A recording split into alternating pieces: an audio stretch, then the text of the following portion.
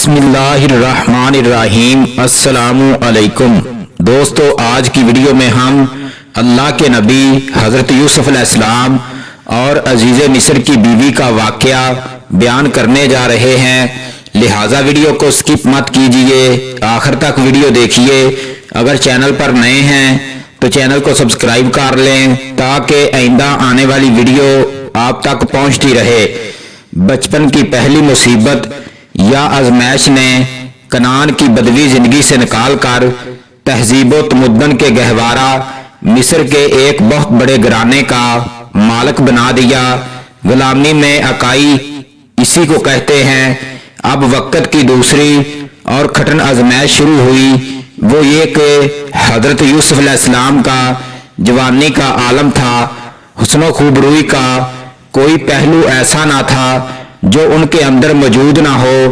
جمال و رعنائی کا پیکر مجسم، رخ روشن و شمس و قمر کی طرح منور، عصمت و حیا کی فراوانی، سونے پر سہاگا اور پھر ہر وقت کا ساتھ عزیز مصر کی بیوی دل پر قابو نہ پا سکی اور حضرت یوسف علیہ السلام پر پروانہ وار نثار ہونے لگی۔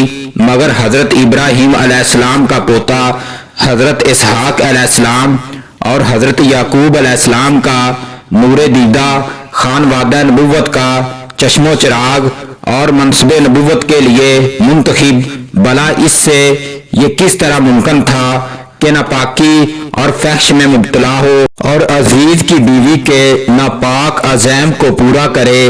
لیکن مصر کی اس آزاد عورت نے جب اس طرح جادو چلتے نہ دیکھا تو ایک روز بے قابو ہو کر مکان کا دروازہ بند کر دیا اور اصرار کرنے لگی کہ مجھے شاد کام کر۔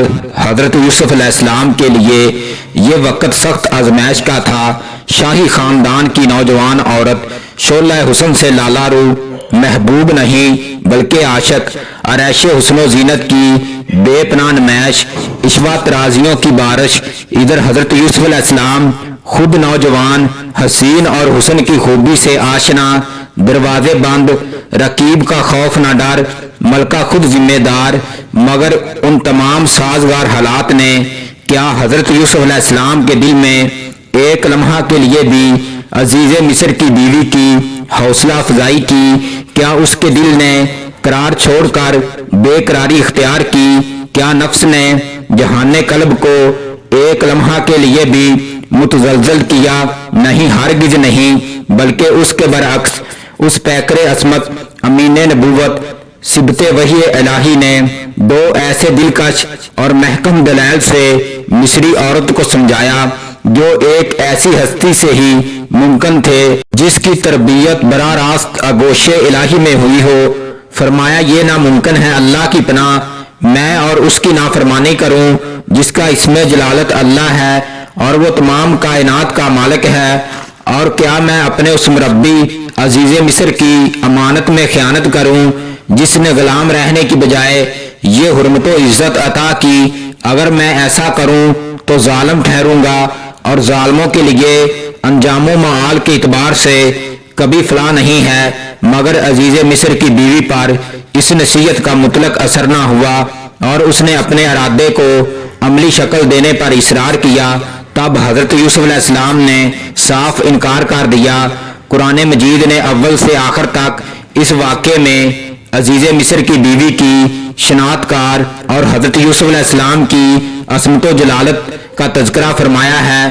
جب عورت اپنی ہٹ درمی سے باز نہ آئی اور اپنے ارادے پر مصر رہی تو حضرت یوسف علیہ السلام نے اس کے ارادے کو قطعاً رد کر دیا۔ حضرت یوسف علیہ السلام اس سے بچنے کے لیے دروازے کی طرف بھاگے اور عزیز مصر کی بیوی نے ان کا پیچھا کیا۔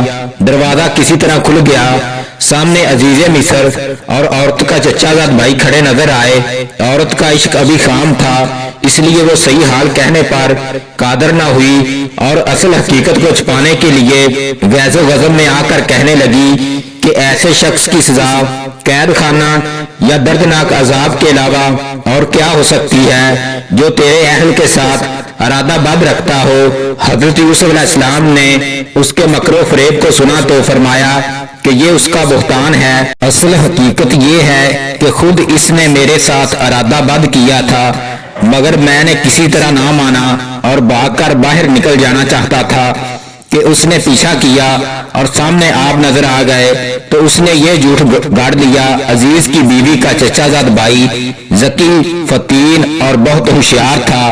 اس نے کہا کہ حضرت یوسف علیہ السلام کا کرتا دیکھنا چاہیے، اگر وہ سامنے سے چاک ہے تو عورت راست باز ہے، اور اگر پیچھے سے چاک ہے تو یوسف علیہ السلام صادق القول ہے اور عورت جھوٹی ہے۔ دیکھا تو کرتا پیچھے سے چاک تھا۔